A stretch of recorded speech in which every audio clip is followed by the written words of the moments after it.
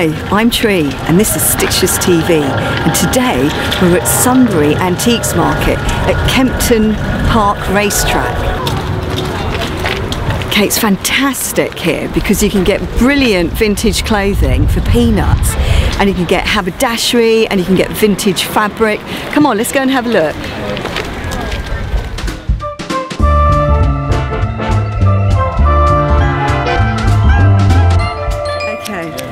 These are apparently called +4s, which I didn't know actually. And how I'd wear these, I'd wear them really high, make sure there's enough crotch. Is there enough crotch? Okay, so they can only go that high. No, because and then I don't know, I might like bring them in at the bottom, put ribbing at the bottom, put knee patches on them, I don't know, we'll have to see. How much are the +4s?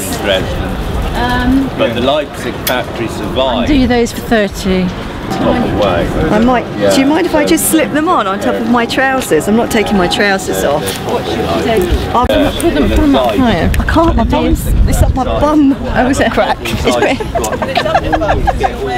Trousers. There's no problem at all. I've got loads baggy trousers on. It hurts when I breathe in. My muscles. You think? I mean, they're gorgeous. Yeah. When I buy a lot of binoculars. Yeah. Can I try and find I can always get. I think that man down here. Well, they're just available on eBay. Yeah. I've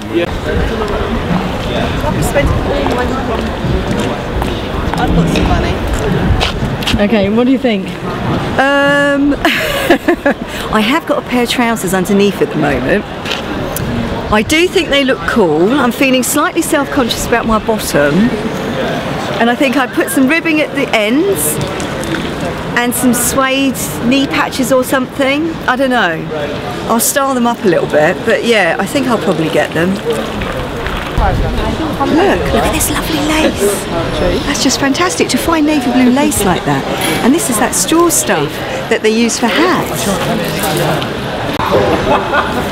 So I've just bought this. I'm not completely sure about it, but Shaz has persuaded me that if I do put like green furry arms on it and I make it a little bit more bomber jacket like at the bottom, so if I put green ribbing at the bottom, it will look great. Look at this gorgeous hat. Well, it's not a hat actually, it's a tea cosy, but it would make a fantastic hat. I'm not going to put it on because it will probably tell me off. 25 quid and it's all handmade. Isn't that lovely? 25. Wow, tie fabrics! Look, this is fabric that they use for making ties. I've actually got loads of this at home, and the brilliant thing about it is that it stands up in quite a sculptural way. And I really must have a look. Wow. Tell us about the towel. Well, I don't know, I'm trying to find out what period it is, but looks pretty old to me. But what I would do with this, when you've got such a potentially, how can I say, how would you describe this in a bad way, Shaz? Vintage? No. It's a bit, what's that day, Lucian Day? It's a bit Lucian Day-ish. Is it? Okay, alright, apparently it's a bit Lucian Day-ish. But anyway, the thing to do with it is to use it, to not get it at all, or to use it in a smaller quantity, because you know there is something special about it. I would probably make it into a tank top. That's what I'd do with it. But it depends how much it is. So the guy just said that it's 60s, so I really like it now. And he said it's £8, so I like it even more now. There's just so much here. It's just fantastic. You've got to get here early. It opens at 6:30, and I think it finishes at about 11:30, or they start packing up at 11:30. But you know, we've only just touched the surface. Come on, let's go and look a bit more.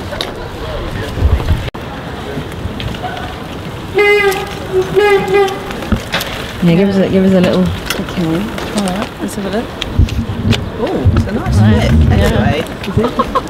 Yes. So what I do with this, I mean, I'll use my snood for you to see. So it's going to look slightly exaggerated, but I put furry sleeves on it, and I probably put it in a really sort of contrasting colour.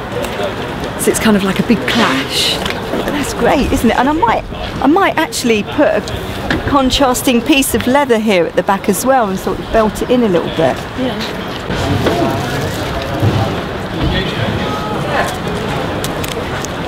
10. But the great thing is, right, the reason why I come to these places is because, you know, you're getting vintage. Oh my God. Sorry, give me that back. So it's my sister nicking my fabric. Oh, actually, don't pull its fabric. I'm looking at that. And I'm on camera. Oh, okay. No, keep the argument going. I like this. Carry on, carry on. You get amazing fabrics like this. Now you wouldn't see this anywhere. Okay, I just bought that tweed jacket that I'm going to put fur sleeves on in like a striking colour, like if I can get lilac fur grey or pink. But do you know what else I'm going to do now? I'm going to cut out one of these flowers and I'm going to bond it onto the back of the jacket because Sharon said I can have some. Yeah, right. I've had a brilliant time. We've got loads of great gear. Going to take it back and let's go and see what we can make with it.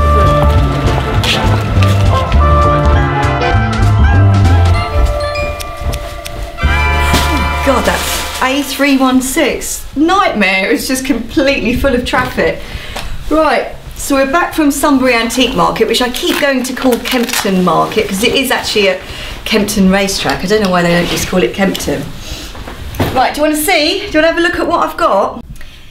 So, the crocheted top, which has really teeny weeny armholes actually. But do you know what? With a steam iron, with wool, with a steam iron, you can really remould and stretch things quite a lot. So I know I'm going to be able to stretch that out quite a lot. But I kind of quite like it. So I'm going to show you how I would wear it.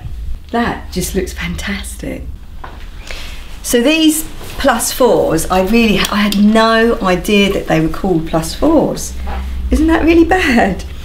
Now the +4s, I need to get used to them a bit more because they really do feel like something out of a costume drama. But I do know that if I was to shorten them like that and made them into sort of long shorts that went to my knee, I know that I would wear them with kind of patterned tights and pixie boots. I know that I do that. And then the little bit that's left over at the bottom is like a ready-made sleeve.